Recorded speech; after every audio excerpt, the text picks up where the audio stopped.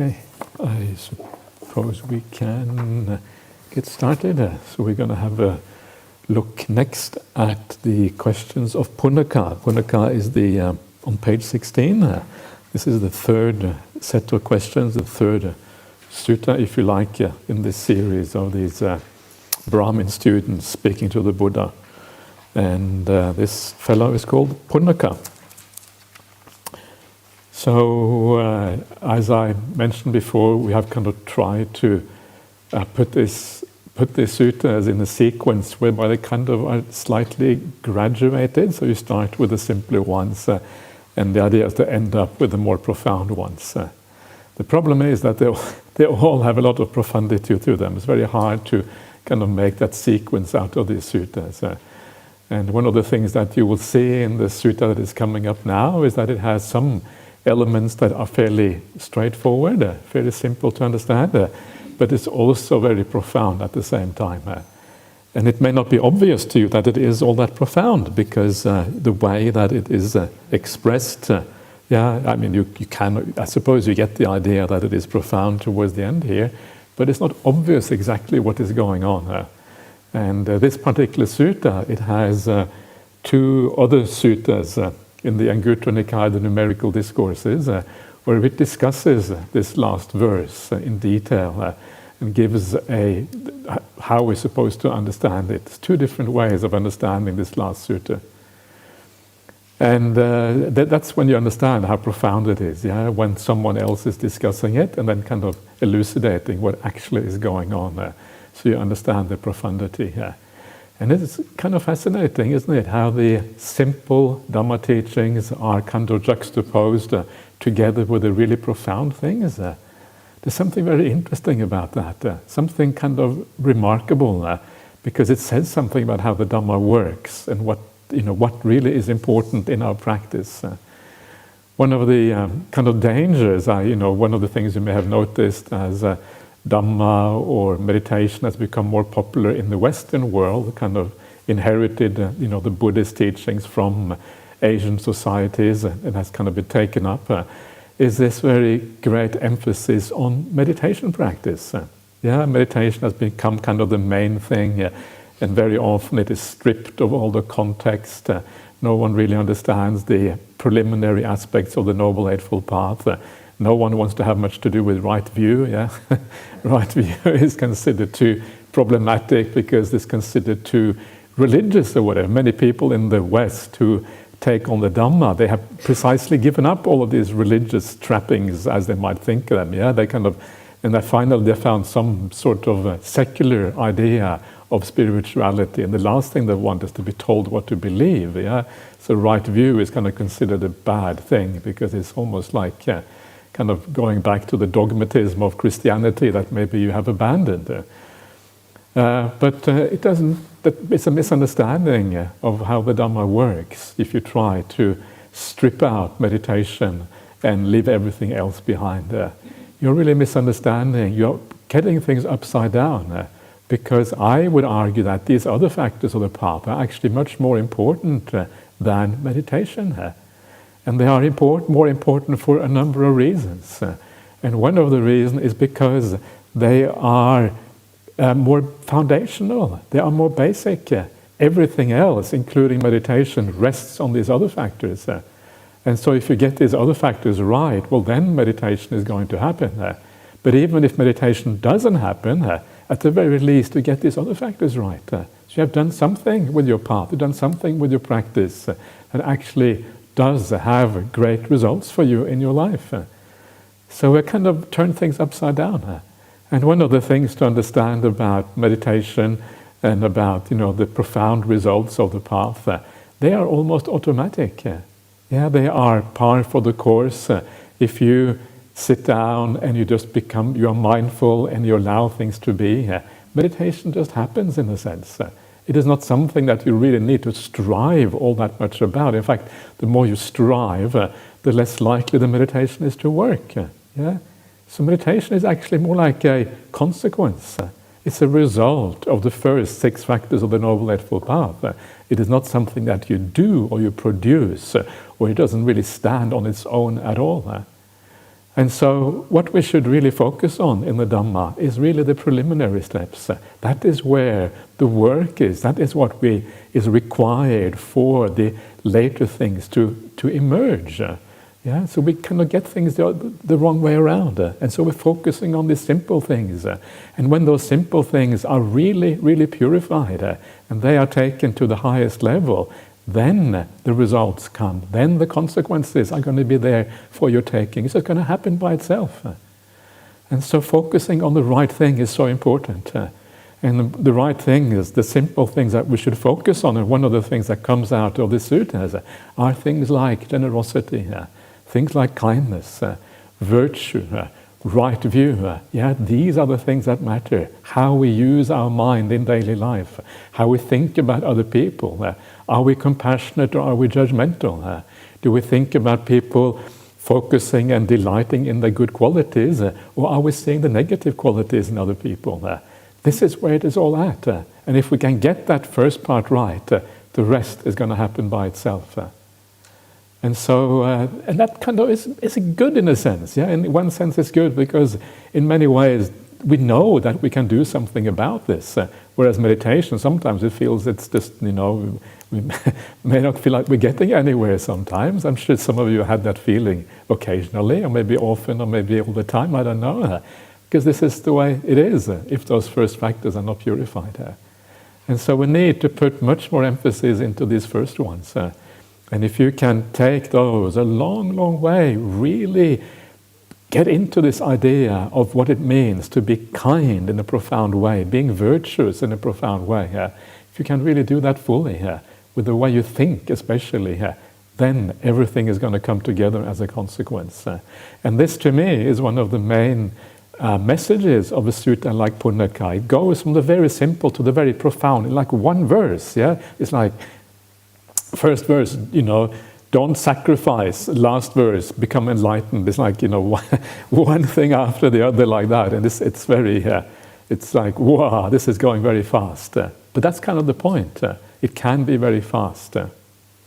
So let us see what the Buddha has to say here and how this works out. So we have Punaka coming to the Buddha, and he says, to the unshaken one, the seer of the root, I have come with a question.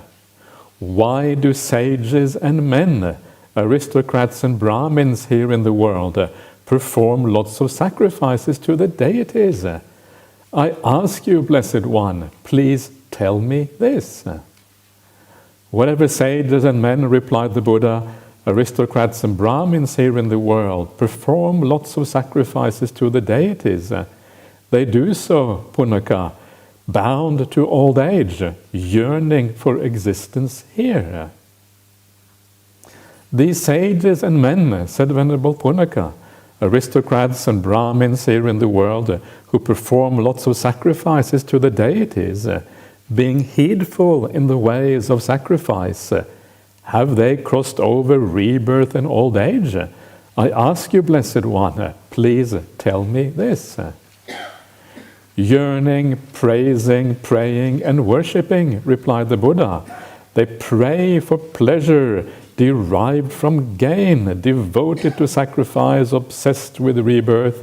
They have not crossed over rebirth and old age, I declare.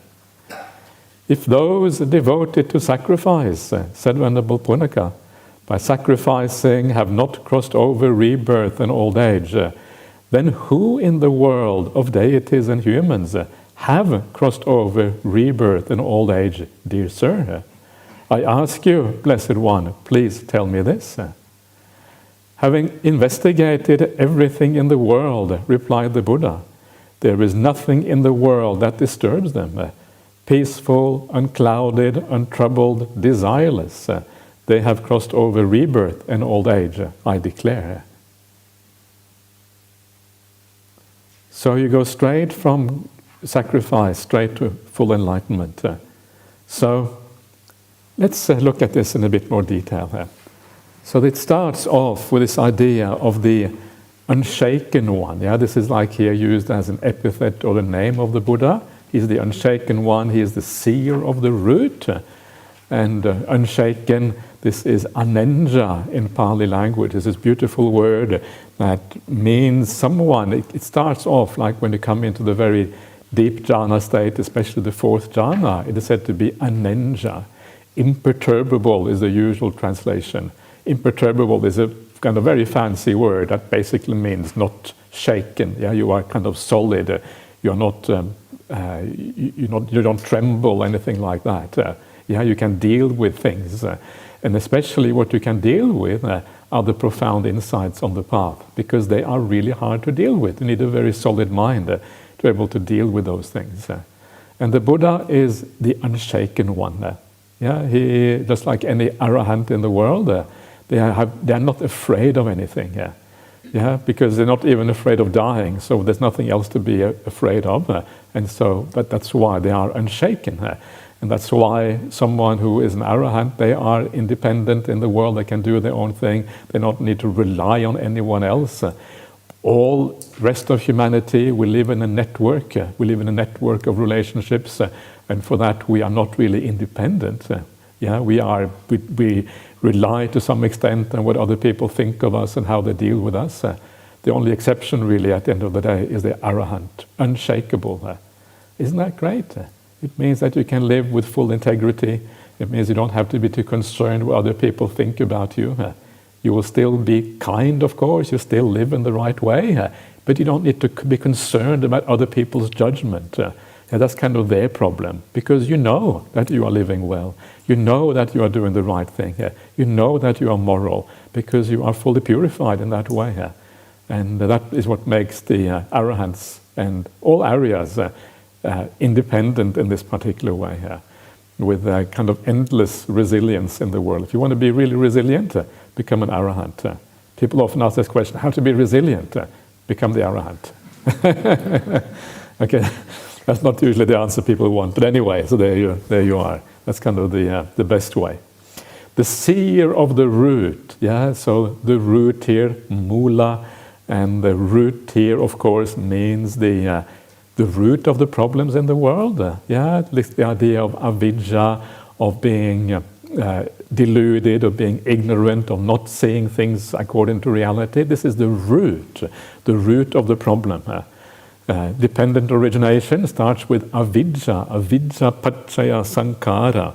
From the condition of avidya or delusion comes the willed activities, and from that the whole sequence of dependent origination arises out of that, out of ignorance. It is the root problem everywhere, and that's why right view is at the beginning of the Noble Eightfold Path, because it is the starting point of overcoming this particular root. So already quite profound. Yeah, this Punnakaya obviously has some idea that the Buddha is someone special. So the question he's going to ask seems a bit kind of in contrast with his understanding of who the Buddha is, but nevertheless, this is the question he seems to be asking here. So I have come with a question. Why do sages and men, sage, the word for sage here is isi in Pali. It's the same word as rishi. Yeah, you may have heard the word rishi. It's one of those words that you hear in India, especially. They call the rishis, the sages of India. The Pali equivalent is isi. Pali is like a simplified version of Sanskrit in many ways. So sages and men, aristocrats and Brahmins.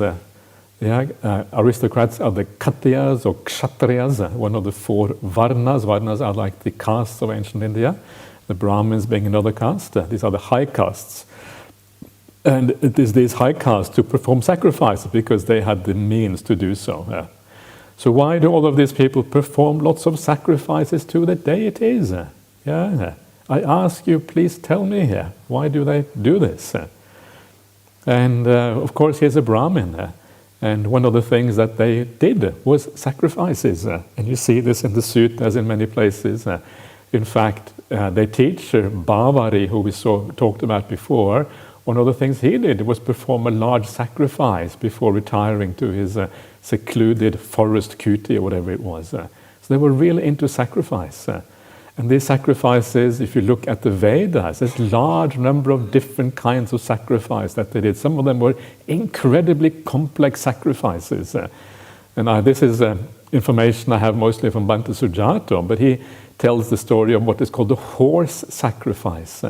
And this is a kind of wild sacrifice where you have a horse that you let loose and it runs around in the wild for a year, and you follow behind it and you do all of this stuff, and eventually you sacrifice it. In other words, you kill it basically at the end of this long, prolonged ritual. And so there was all of these kind of strange sacrifices that they would do. And of course the purpose is to get something in return. Very often this would be to the deities, because they were looking to the deities to protect them. And if you look at the history of humanity, it's everywhere the same. Almost all cultures around the world have this idea of sacrificing to the deities.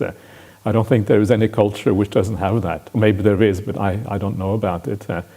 And so this is kind of how we think. We are kind of desperate. Especially earlier societies, you're desperate for protection. You need someone to look after you. Please, God, whoever you are. This God, that God, doesn't matter. Someone help me. This is too difficult to be a human being. And sometimes it can be really hard. I don't know about you, but sometimes it's kind of natural. You want to pray to God because things are just so hard. I don't know, I remember as a child sometimes I would kind of pray to God. That was before I kind of had considered these questions at all, when you're a young child. God, please help me, because you are so helpless sometimes as a child. You don't know what to do. And all you know how to do is kind of ask God for help or something. And not just children, but as adults as well. Sometimes life can seem so unfair and so hard. And you just can't, even though you don't really believe in God, still you pray to God because you need someone to help you. It's like, despite yourself, you ask, God, I hope you are out there. If you're out there, please help me. I need some support now. This is just too hard to deal with, these problems in life. And I'm sure most of you have sometimes been there, like these desperate situations where there seems to be no way through. But of course, there is a way through. This is one of those things, because everything is impermanent. Everything always changes. And the right answer to the big difficulties in life is to learn from it. And one of the most important lessons from the difficulties in life, whether it is the difficulties in the world or our personal life or our family or our body and mind, whatever it might be, the biggest lesson is to understand that this is the human predicament, and there is only one way out, and that is the spiritual path. That is the real lesson in all of these things. And if we can learn that, then we have used all of those desperate times in a very positive way.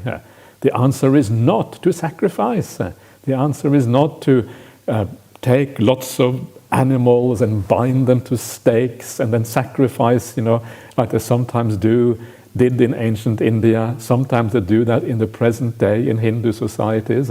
It's barbaric. It's a terrible kind of idea. The idea of sacrificing animals.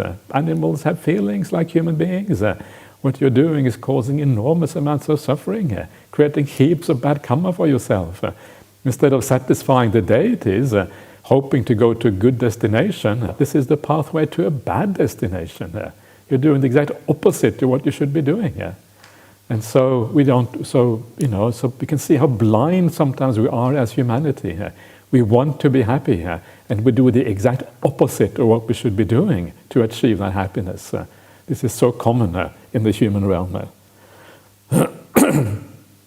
And so the Buddha replies, he says that all of these people who do the sacrifices to the deities, they do so bound to old age, yearning for existence here.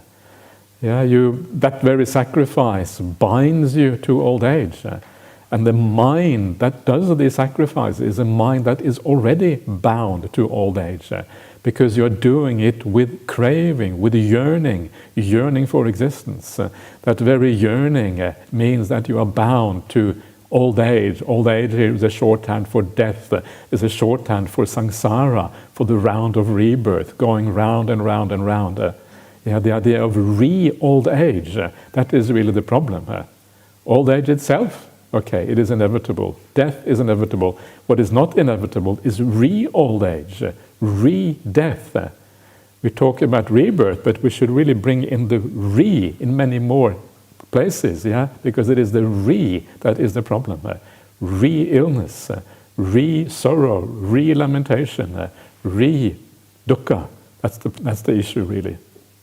And so the Buddha says that you are doing this bound to all of these things. You are bound by craving. Craving is the thing that binds you in the world. So that there's no way that that's going to get you anywhere.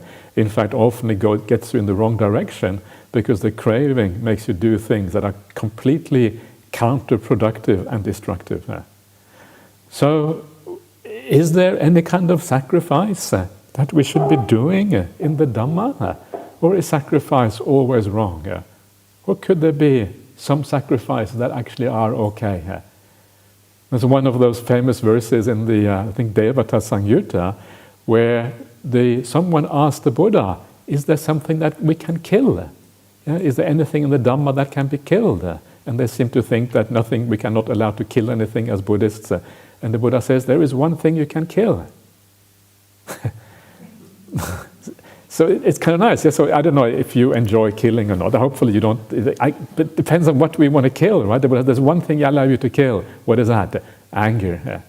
Yeah, you're allowed to kill anger. So if you enjoy killing, take it out on anger. No, it's a different kind of killing, because usually killing requires all kinds of unwholesome states.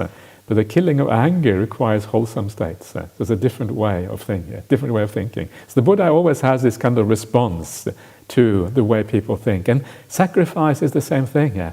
There is sacrifice in Buddhism as well.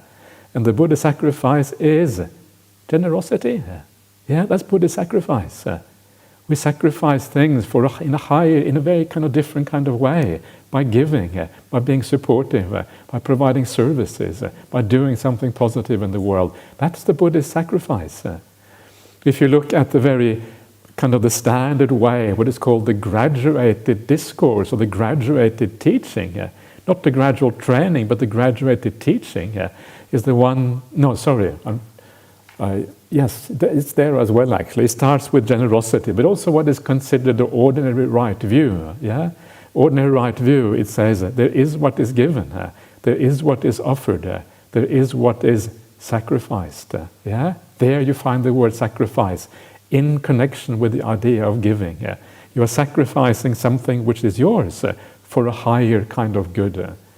So generosity, seen in a very broad way as an act of kindness, an act of service, an act of support, is so fundamental to the Dhamma. It is there at the very outset. So as I said before, this is the place where we should be putting emphasis, because this is where we really can make a difference. So see how you can turn your life into a whole act of service. Everything you do just becomes service. And when you are providing services to others, you are at the same time providing the highest service for yourself as well. Not in a stupid way. Be wise about how you provide service. Not in a way that hurts yourself, but in a way that lifts up you and the person that you're providing services for at the same time. Then you're going to have the most blessed kind of life as a consequence. So be generous. There's something very interesting about the idea of generosity that I often like to tell people, and I've mentioned it many times before. I was just saying before that the gap between the early stages of the path and the late stages are much less than we actually think. If you get those early stages really sorted out, then you're going to be in the presence of Nibbana, because your meditation is going to work automatically. But it's not just that the gap is short in that sense, because you're purifying it, but the very mind state that is required to be truly generous, to be truly living a life of service, that very mind state is similar to the mind state of awakening. This is what is so extraordinary. So when you are giving, what you're doing is you're letting go of yourself. You're letting go of mine and me. If you think that you own something, it is yours. And by letting go of that, you are letting go of your sense of self, because what belongs to you is included within your sense of self. By giving it up, you're letting go of your sense of self to some extent, not completely, obviously, but to some extent. And so that movement of the mind, that direction of the mind, which is giving, which is providing services, which is doing something for others, letting go of what is yours, is the similar direction as awakening itself, which is the final giving up of the sense of self. So generosity and awakening have a lot in common with each other. One is like a small giving up of the self, the other one is the final giving up of the self. But the general idea is similar. So when you feel the feeling of generosity, what it feels like to give up something that is yours, you have some idea of the feeling of awakening. Yeah? It is something ballpark like that, except much, much more. And so that's kind of very encouraging. Yeah, it means that you are kind of doing small awakenings every time you give something, every time you provide a service, and you do it fully coming from your heart, really wanting to do something positive for someone else. Yeah, you have that kind of small awakening experience within yourself right there. And what is so interesting is that you find this reflected in the suttas. The vocabulary that is used for generosity, and I have made this point many times, is actually very similar to the vocabulary used for the Third Noble Truth. The Third Noble Truth is all about Nibbana. And the words in common is chaga. Chaga means letting go. Yeah, letting go, giving up, giving. Yeah.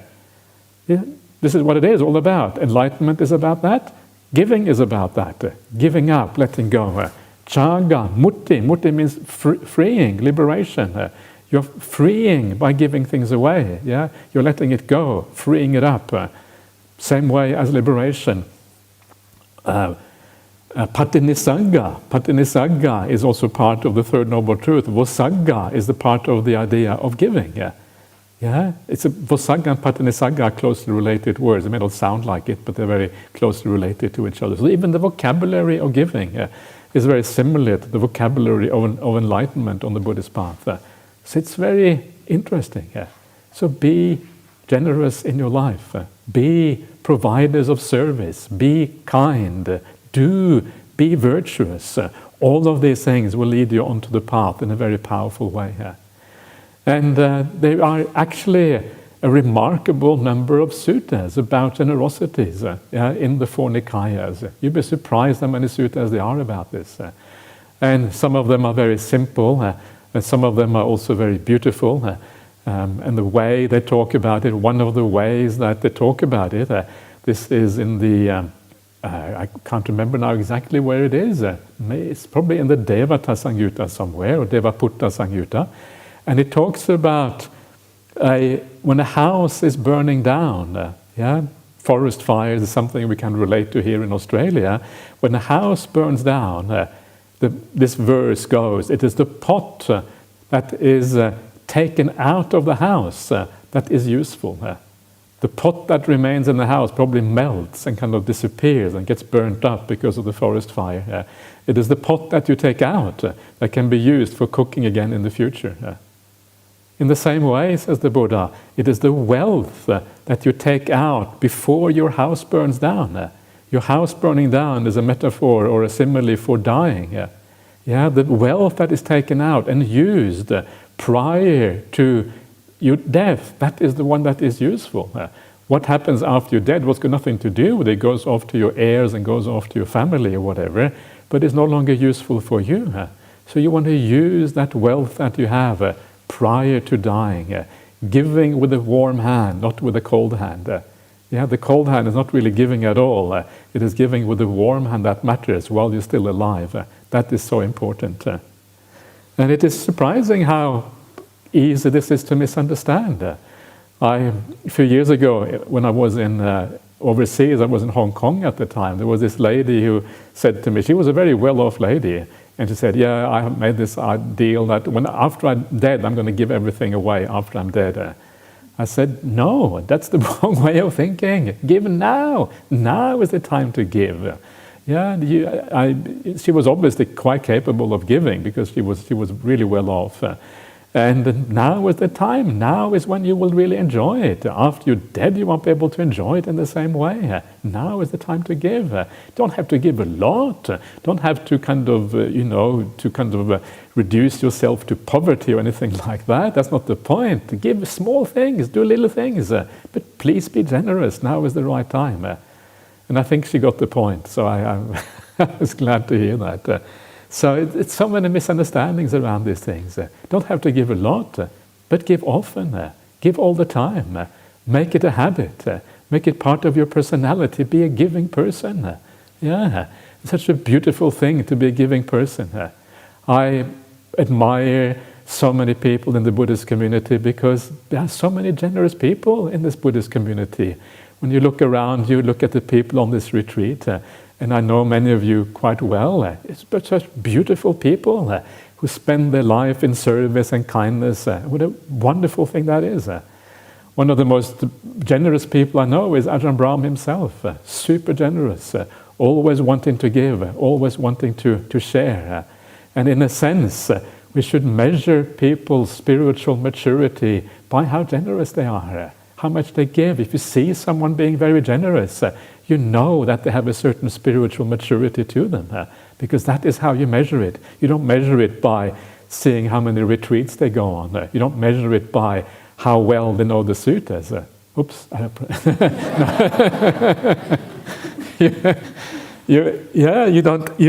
You measure it by actually how they are, by the purity of their heart, by how they live their life. That is how you know someone's spiritual maturity. Yeah.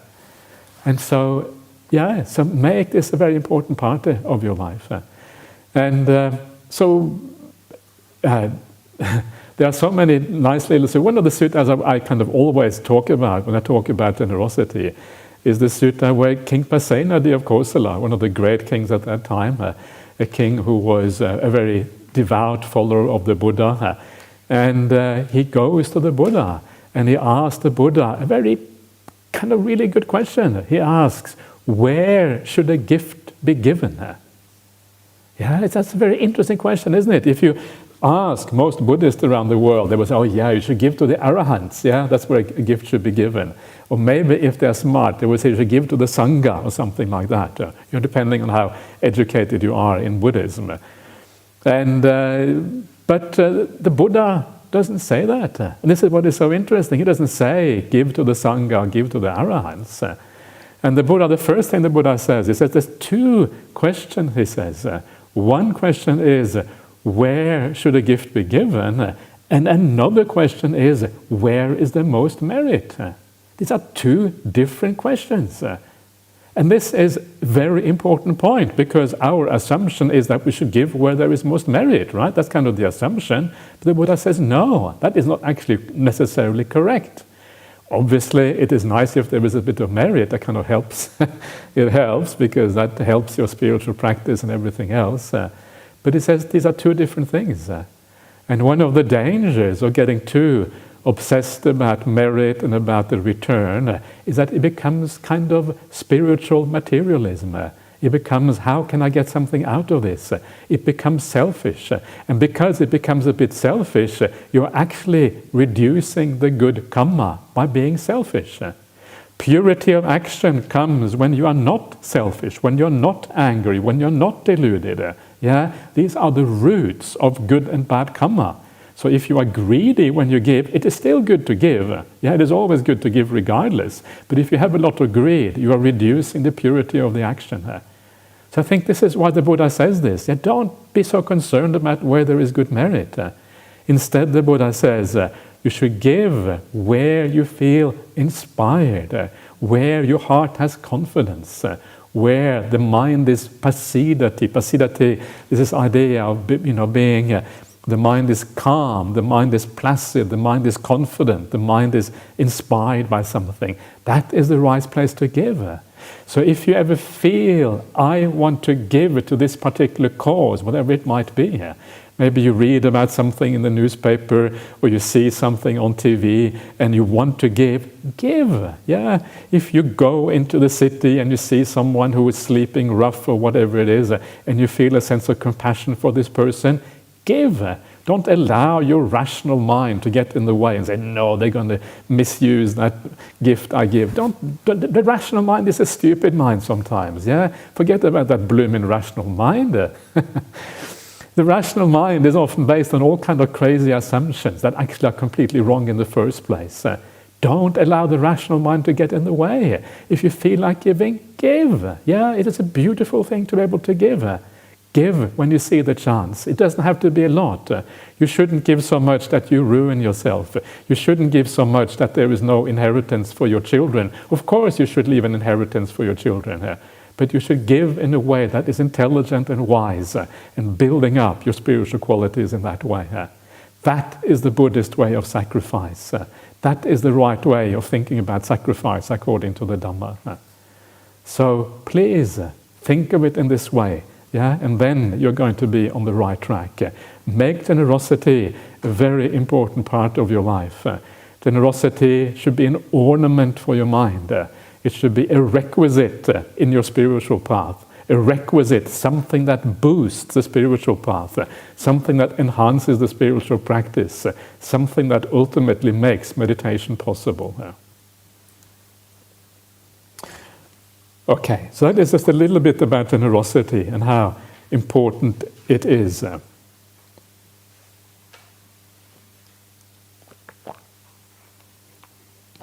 So it says there that you are bound to old age.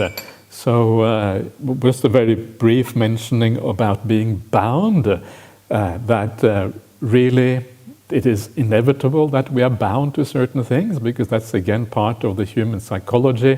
We're going to have attachments, we're going to have bindings. But if you're going to have bindings, be bound to the spiritual practice. Yeah, that is the ideal kind of binding, until you let go of all bindings altogether.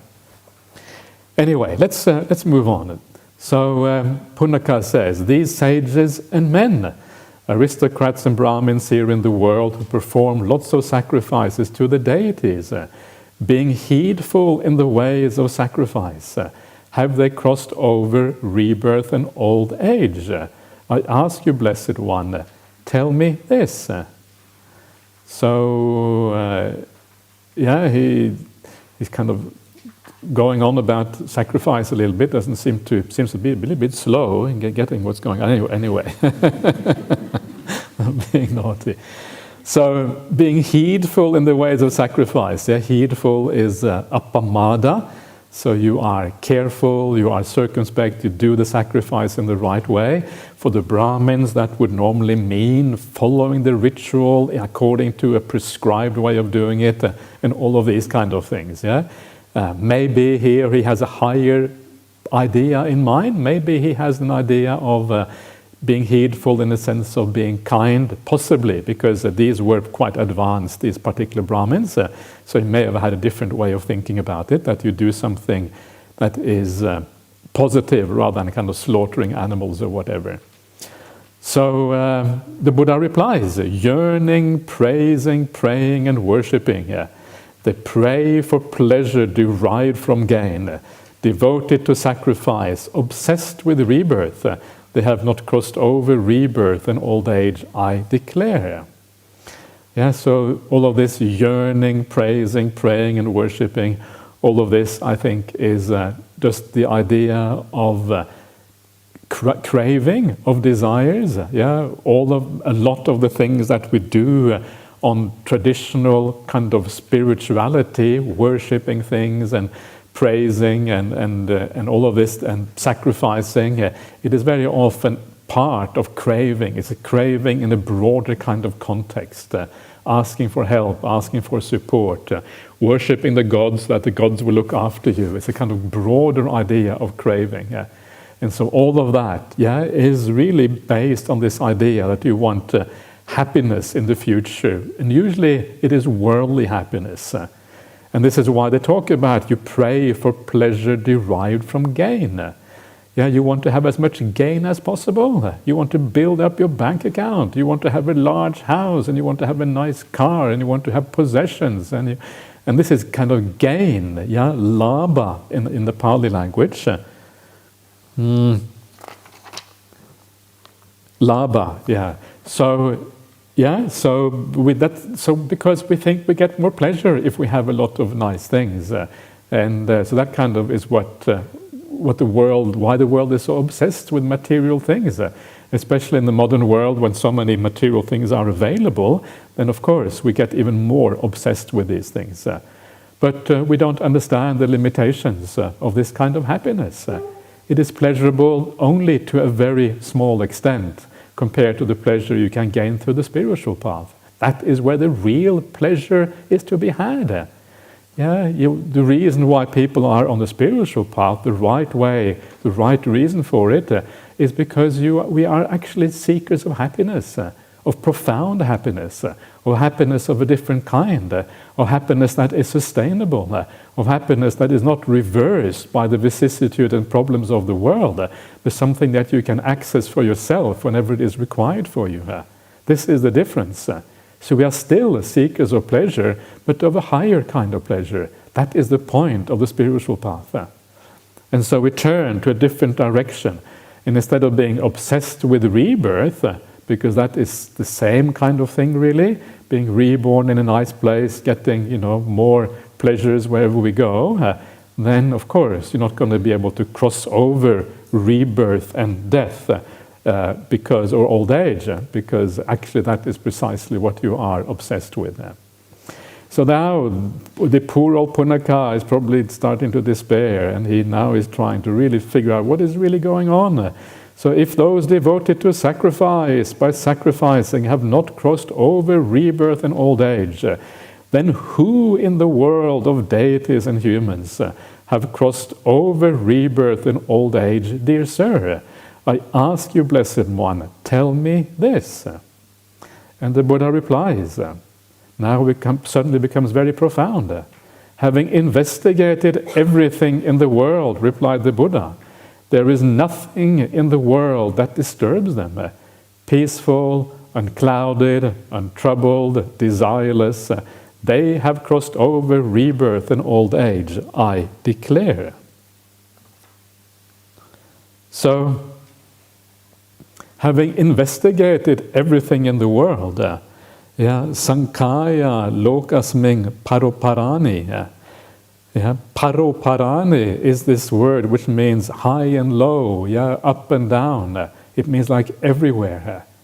And Sankhaya here is one of the many words that means to investigate, or to basically to contemplate properly, or to there's many words for this in the Pali language that are used. This is only one of those particular words. And so by investigation, it means the investigation you do at the more basic level, trying to understand the limitations of the world around you.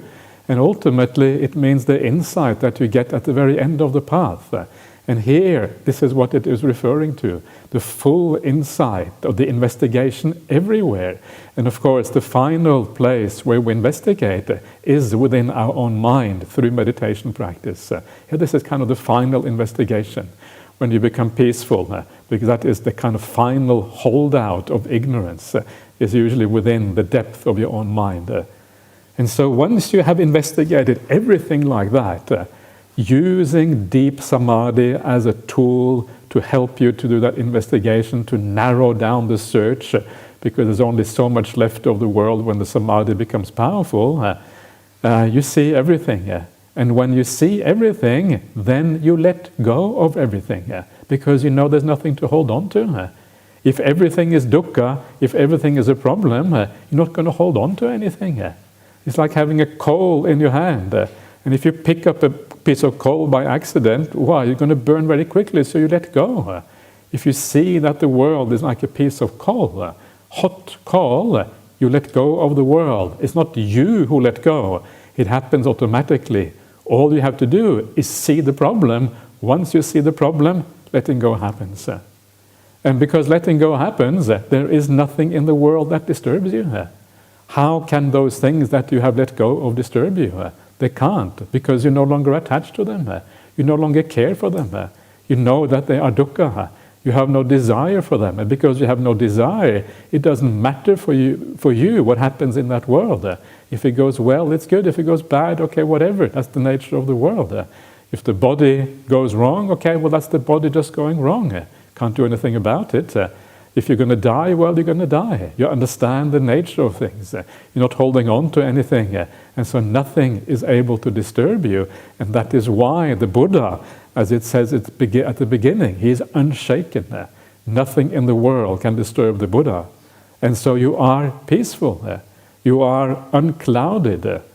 Unclouded here, vidumo, without smoke, quite literally. You are without smoke. It's one of those metaphorical usages.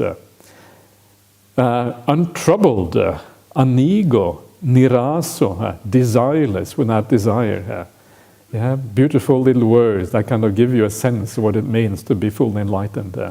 These are the people who have crossed over rebirth and old age, I declare. There is no more rebirth because you have given up craving.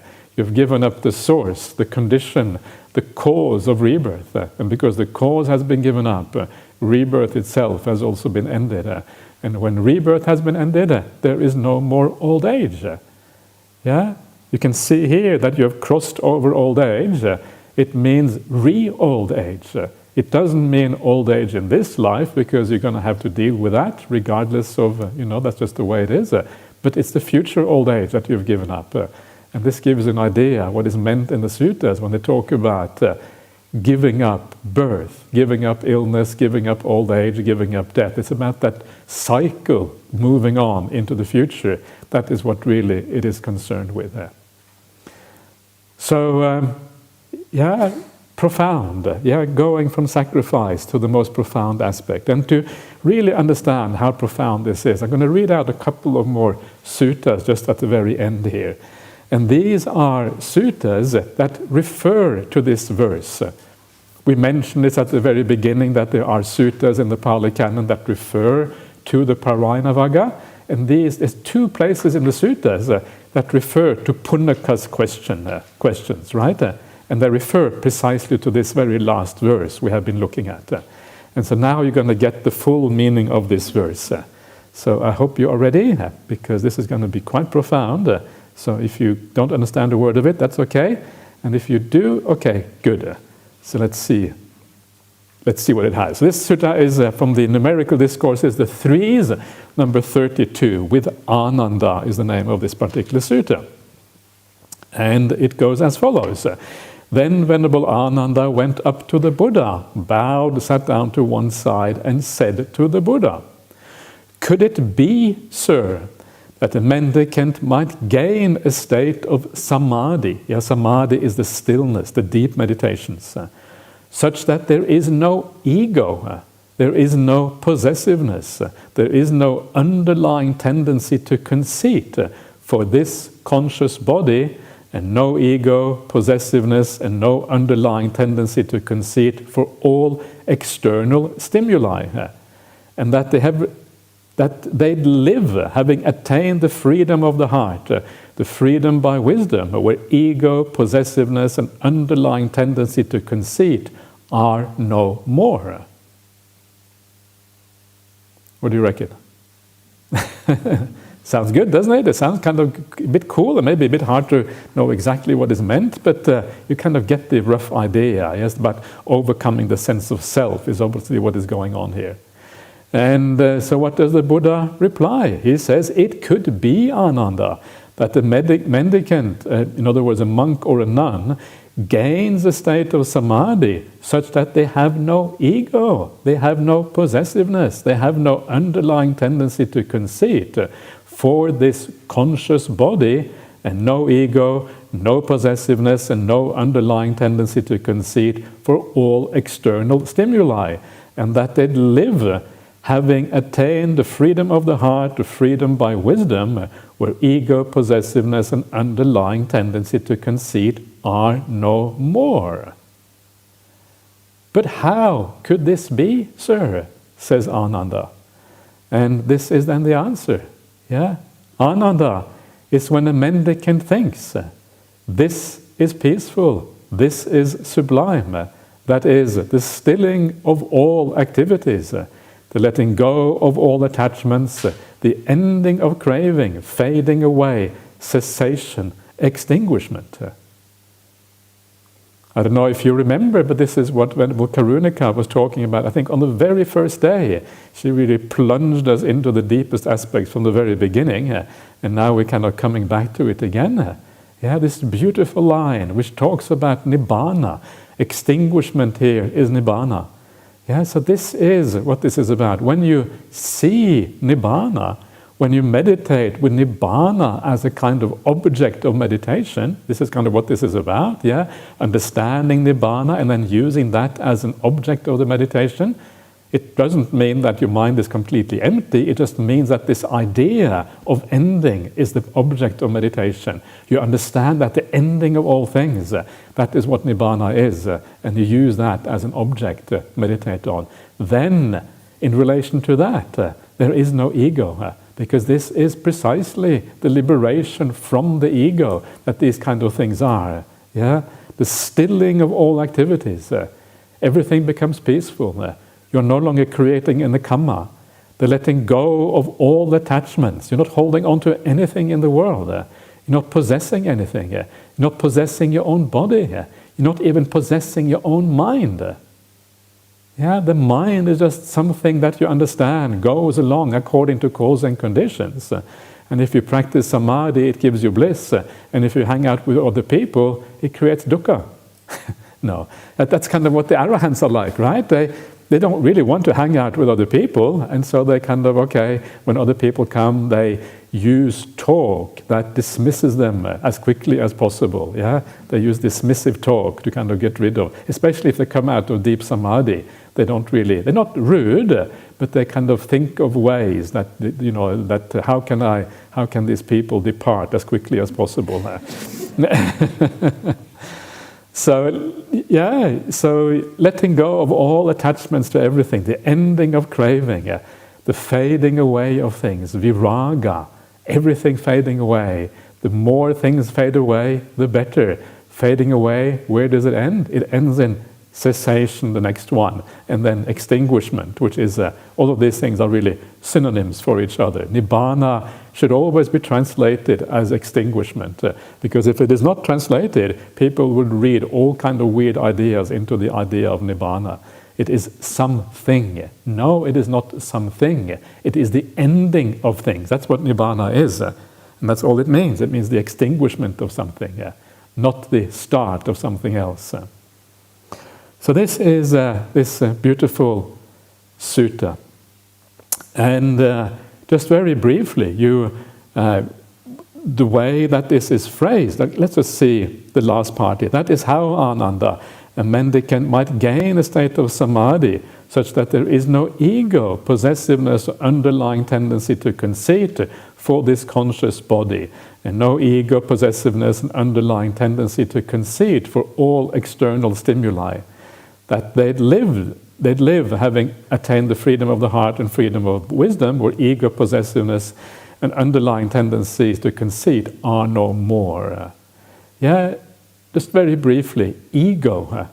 The Pali word for ego is ahankara. Ahang means I, kara means to make. So the literal meaning is I-making. That is kind of, it's ego. I like Bhante Sujata's translation here, because obviously ego is not wrong. But when you translate as I-making, there's much more information right there. Yeah, because it suggests that we are creating this I. A lot of the ego is made by ourselves.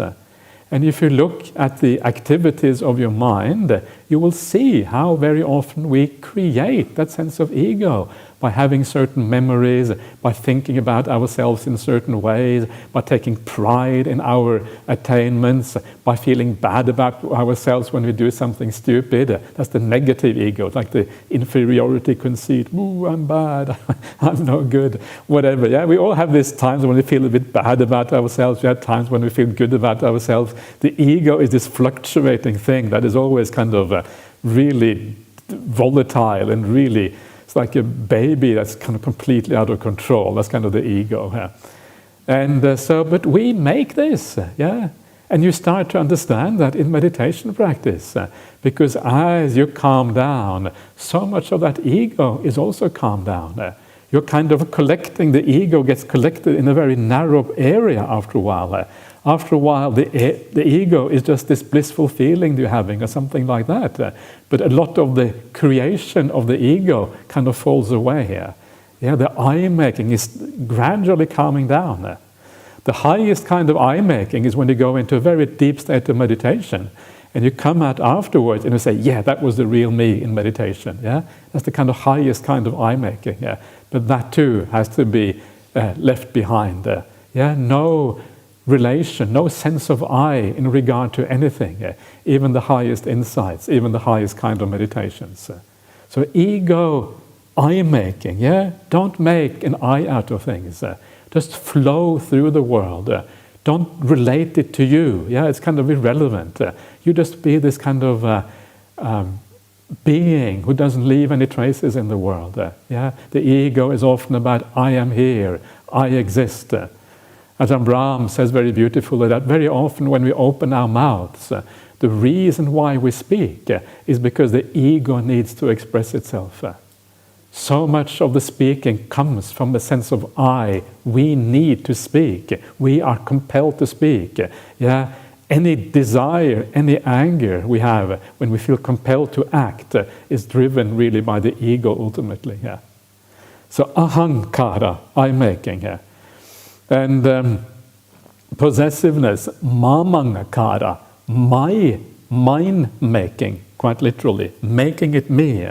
We think about self in a certain way and they become our things. But we don't have to think about them in that way.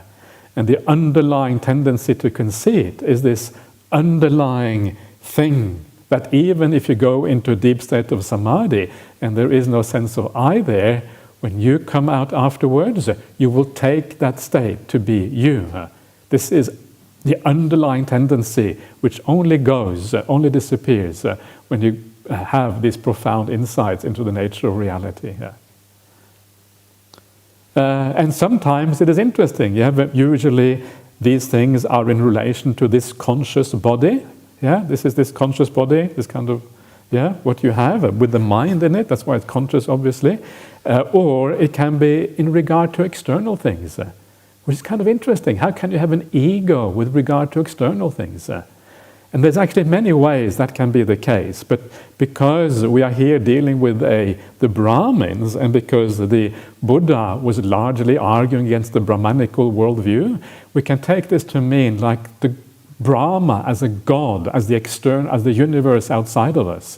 We identify with the whole universe. We identify with Brahman, and so this is like the external world in a sense. You identify with that, but that too, has to be given up.